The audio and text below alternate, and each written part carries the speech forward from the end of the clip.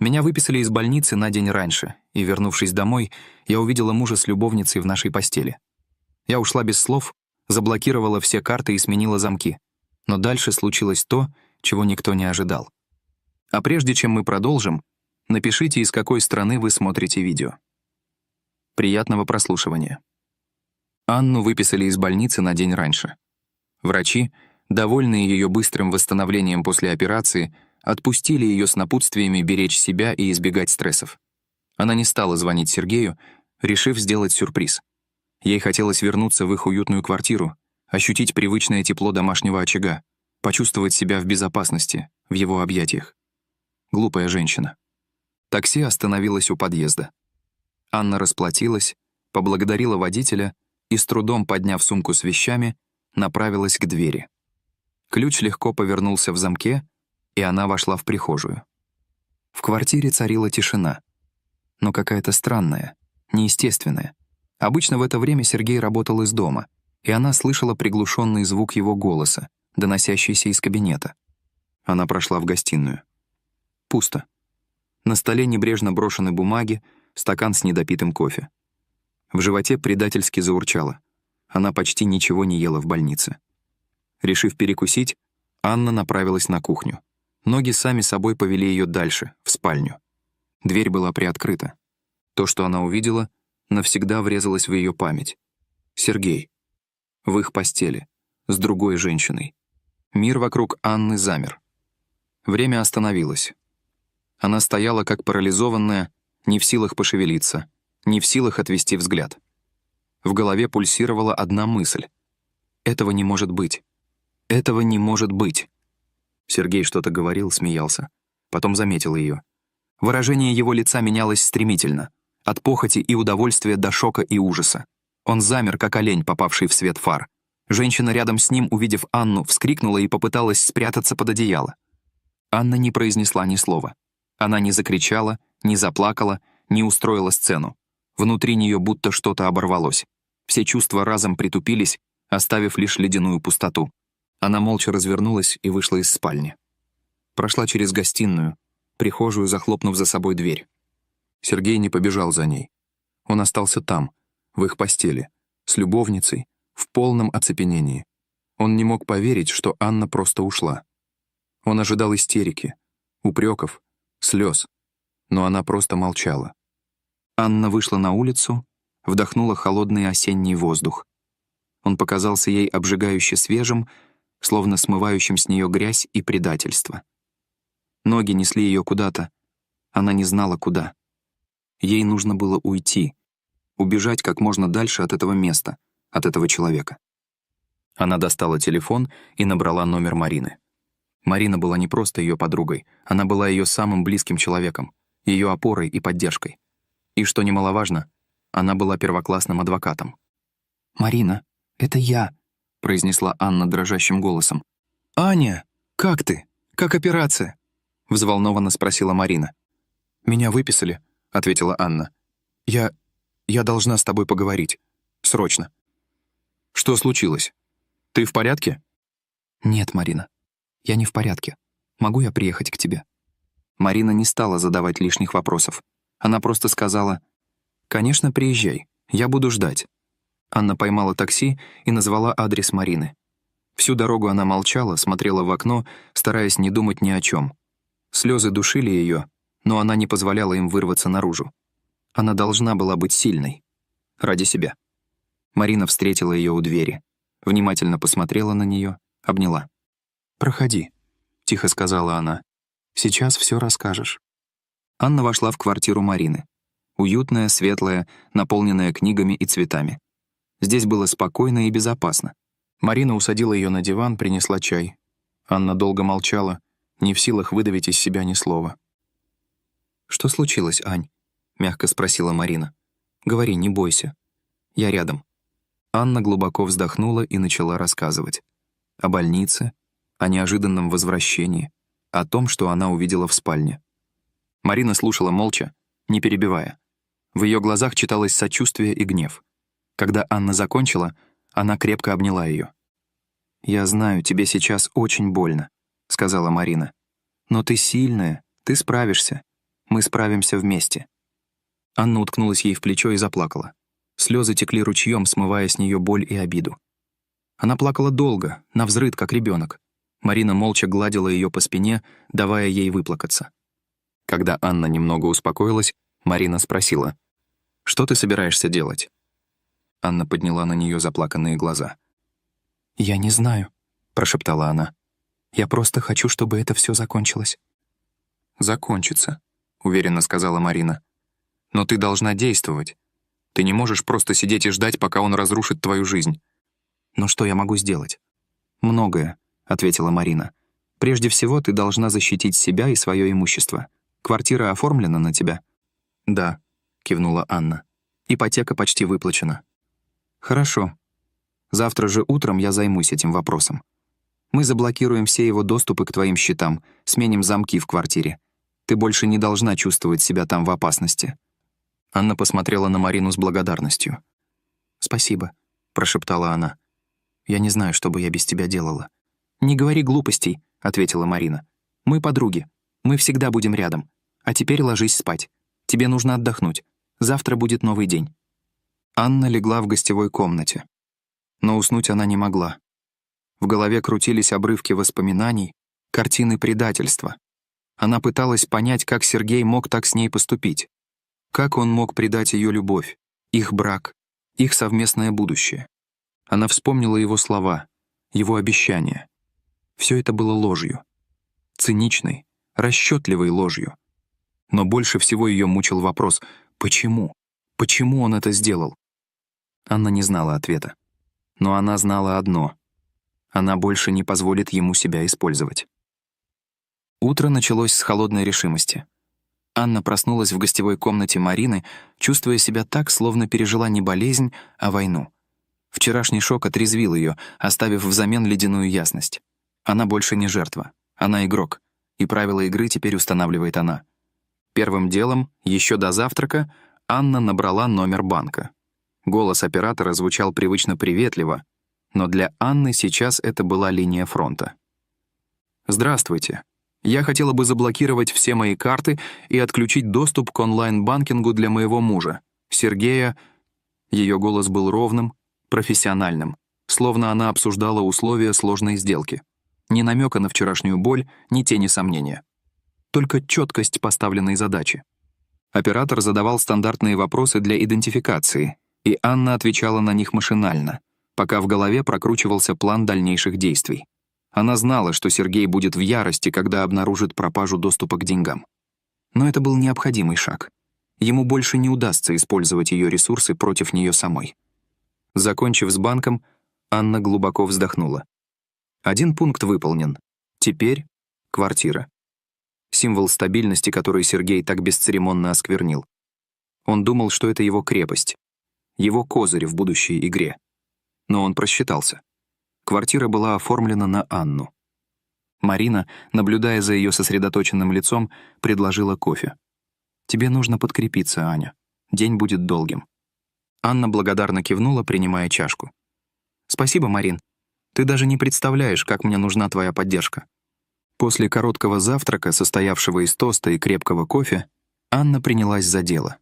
Она нашла в интернете номер мастера, который может заменить замки. Объяснив ситуацию, она договорилась о приезде мастера на тот же день, в обеденное время. «Мне нужно, чтобы все было сделано быстро и конфиденциально», — подчеркнула она. «Никаких лишних вопросов. Просто заменить замки на самые надежные». Мастер пообещал прибыть в течение часа после звонка. Анна облегченно выдохнула. Время играло против нее. Сергей мог вернуться домой в любой момент, и она должна была успеть до его приезда. Собравшись с духом, Анна попросила Марину отвезти ее к дому. По дороге она молчала, глядя в окно на проплывающие мимо улицы. Город жил своей обычной жизнью, не подозревая о драме, разворачивающейся в душе одной женщины.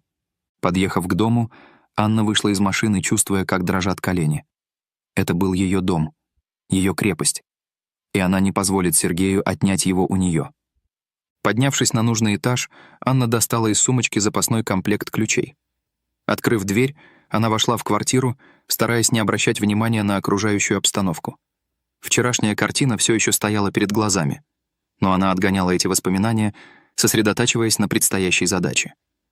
Она быстро собрала вещи Сергея: рубашки, брюки, обувь, туалетные принадлежности. Все, что напоминало о его присутствии в ее жизни. Безжалостно скомкав их, она запихнула все в большие дорожные сумки. Затем она достала из шкафа его документы: паспорт, водительские права, страховки. Все, что могло ему понадобиться. Она не собиралась ничего утаивать. Она просто хотела, чтобы он ушел. Навсегда. Когда мастер позвонил в дверь, Анна уже закончила собирать вещи. Она открыла ему дверь, пропустив в квартиру. Мастер, крепкий мужчина средних лет, молча принялся за работу. Он быстро и профессионально заменил замки на новые, более современные и надежные. Закончив, он протянул Анне новый комплект ключей. «Все готово, мадам. Теперь можете быть спокойны». Анна поблагодарила его, расплатилась и проводила до двери. Закрыв дверь, она почувствовала прилив сил. Она сделала это. Она отрезала Сергея от своего дома, от своей жизни. Теперь оставалось только вынести его вещи. Она с трудом вытащила тяжелые сумки из квартиры и оставила их у входной двери. Пусть забирает. Пусть знает, что его здесь больше не ждут. Выйдя из квартиры, Анна еще раз оглянулась. Это был конец одной главы ее жизни и начало новой. Вечером Сергей вернулся с работы, уверенный в себе и спокойный. Он был уверен, что Анна уже успокоилась и ждет его с извинениями. Он был готов простить ее истерику, объяснить, что это была всего лишь ошибка, минутная слабость. Он достал ключи, вставил в замок и повернул. Но он не поддался. Он попробовал еще раз, сильнее надавливая на ключ, но безрезультатно. Сергей нахмурился. Что за чертовщина? Он позвонил в дверь. Тишина. Он позвонил еще раз. Настойчивее. Снова тишина. Он достал телефон и набрал номер Анны. Гудки шли, но никто не отвечал. Вдруг он заметил сумки, стоящие у двери. Его сумки. С его вещами. До него начало доходить. Анна сменила замки. Она выставила его вещи. Она вычеркнула его из своей жизни. Ярость захлестнула его. Как она посмела? Он, Сергей, привыкший контролировать ситуацию, оказался в дураках. Его план, такой тщательно продуманный и выверенный, рушился на глазах. Он начал стучать в дверь, кричать имя Анны. «Открой, Анна! Немедленно открой! Нам нужно поговорить!» Но в ответ была только тишина. Соседи начали выглядывать из своих квартир, с любопытством наблюдая за разворачивающейся сценой. Сергей, обычно такой обаятельный и учтивый, сейчас был похож на разъяренного зверя. Он продолжал стучать и кричать, пока не понял, что это бесполезно. Анна не откроет. Она не станет его слушать. Впервые за долгое время Сергей почувствовал страх. Он потерял контроль над ситуацией. Он потерял Анну. И, возможно, он потерял все. Он сел на корточки у двери, обхватив голову руками. Его тщательно выстроенный мир рухнул в одночасье. И виной тому была женщина, которую он считал слабой и предсказуемой. В этот момент он понял, что проиграл. И проиграл женщине, которая выбрала молчание оружием. Через общих знакомых Анне стало известно, что Сергей консультировался с юристом еще до ее операции. Эта новость, словно удар под дых, заставила ее замереть на мгновение, но быстро сменилась ледяным спокойствием. Сергей, оказывается, планировал развод, но не сейчас, а после того, как она выплатит большую часть ипотеки за квартиру. Его расчет был прост и циничен. Дождаться, пока ее деньги вложатся в общее жилье, а затем, на основании закона, претендовать на половину. Марина, сидя напротив Анны в своем кабинете, внимательно слушала ее рассказ. Вечерние сумерки проникали сквозь большие окна, окрашивая лица обеих женщин в мягкий тревожный свет. «Он врал тебе в глаза, Ань?» — спросила Марина, откладывая ручку в сторону. Анна кивнула, ее взгляд был устремлен в никуда. Говорил, что любит, что у нас все хорошо, а сам консультировался, как меня обобрать. «И Лене своей наверняка пел песни о скором разводе», — добавила Марина, и в ее голосе слышалось искреннее сочувствие. «Да», — вздохнула Анна. «Общие знакомые слышали. Говорил, что с женою почти все решено, осталось только формальности уладить». Марина покачала головой. «Какая мерзость. Знаешь, Ань, я всегда подозревала, что в нем что-то не так. Слишком гладкий, слишком уверенный в себе. Но чтобы настолько... Анна замолчала, перебирая в памяти последние годы их совместной жизни. Вроде бы все было как у всех. Работа, дом, планы на будущее. Но теперь, когда завеса лжи спала, она видела, как тщательно Сергей выстраивал свою игру. Каждый комплимент, каждое проявление заботы, каждое обещание — все было частью его плана. «Он хотел уйти красиво, с выгодой», — произнесла Анна, и в ее голосе прозвучала горечь. «Думал, что я буду плакать, умолять его остаться, а он великодушно согласится на раздел имущества в его пользу». «Но ты его опередила?» — улыбнулась Марина. «Показала, кто здесь настоящий стратег». Анна слегка приподняла уголки губ в подобии улыбки. «Да, опередила. И теперь он в ярости». «И правильно», — твердо сказала Марина. «Он заслужил это. Но расслабляться рано. Теперь нужно оформить развод официально и сделать это так, чтобы он ни к чему не смог придраться». «Я готова», — ответила Анна. «Я хочу, чтобы все это закончилось как можно скорее». Марина открыла папку с документами и достала несколько листов. «Я уже подготовила предварительный вариант искового заявления. Посмотри, все ли верно. Тут указаны все твои требования. Расторжение брака, раздел имущества, алименты». Анна внимательно изучила документы. Все было четко, лаконично и профессионально. Марина, как всегда, предусмотрела все возможные нюансы. «Все отлично», — сказала Анна, возвращая бумаги Марине. «Спасибо тебе огромное. Ты меня просто спасаешь». «Не за что, Ань. Ты моя лучшая подруга, и я не позволю, чтобы этот мерзавец тебя обидел». В этот момент в кабинет постучали. «Войдите», — сказала Марина. В дверях появилась ее помощница, молодая девушка с кипой бумаг в руках. «Марина Сергеевна, нужно срочно подписать вот эти документы по делу Петрова». «Хорошо, сейчас посмотрю», — ответила Марина. «А ты, Ань, пока можешь отдохнуть, выпить чаю. Я скоро освобожусь». Анна встала и прошла к небольшому столику, где стоял чайник и несколько чашек. Она налила себе чаю и села в кресло у окна. В голове крутились мысли о Сергее, о его предательстве, о том, как он ее обманывал. Но теперь, когда она знала правду, она чувствовала не только боль, но и злость. Злость на себя за то, что была такой наивной, за то, что так слепо доверяла ему. Но эта злость придавала ей сил. Она больше не собиралась быть жертвой. Она собиралась бороться за свою жизнь, за свое будущее. И она выиграет эту борьбу. Марина закончила с документами и вернулась к Анне. «Итак, Ань», — сказала она, садясь напротив, — «что мы делаем дальше?» «Дальше?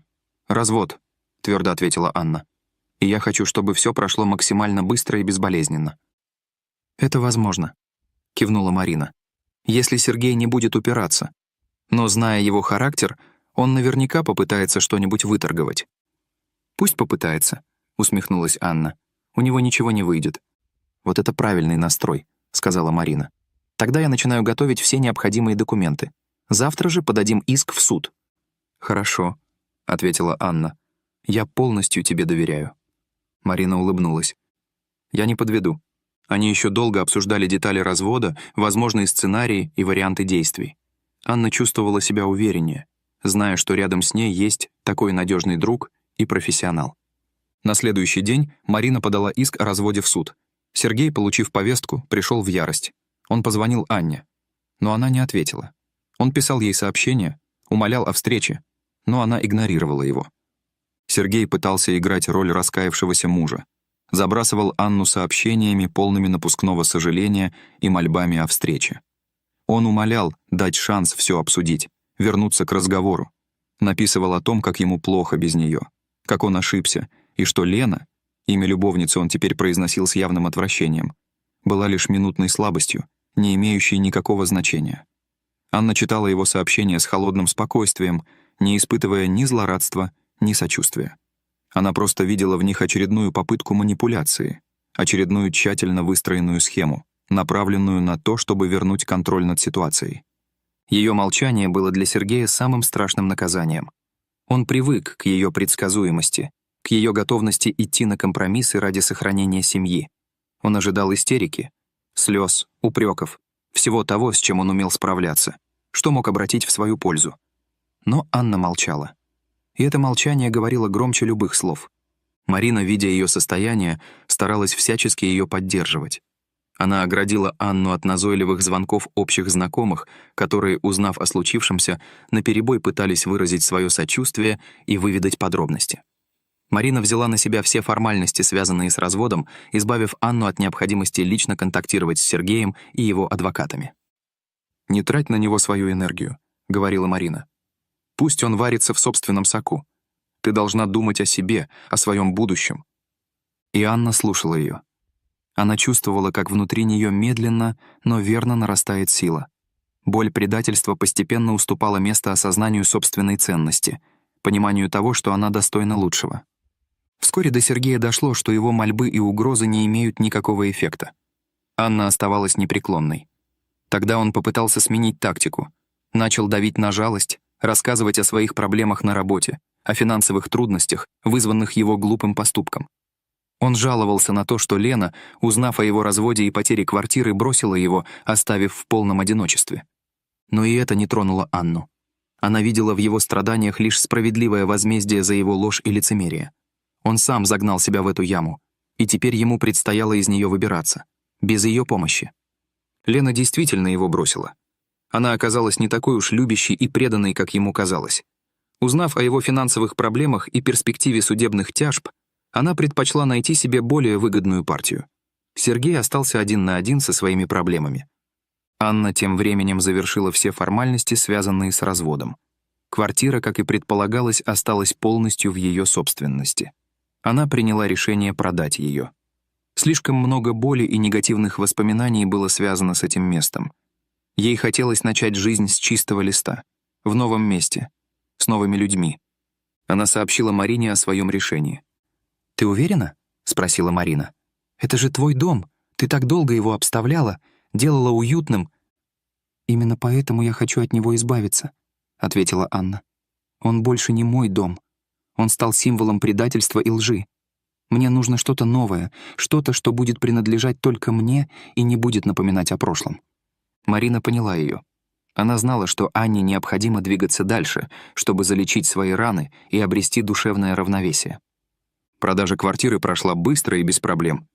Анна получила хорошую сумму, которая позволила ей начать новую жизнь. Спустя какое-то время в ее жизни появился новый мужчина.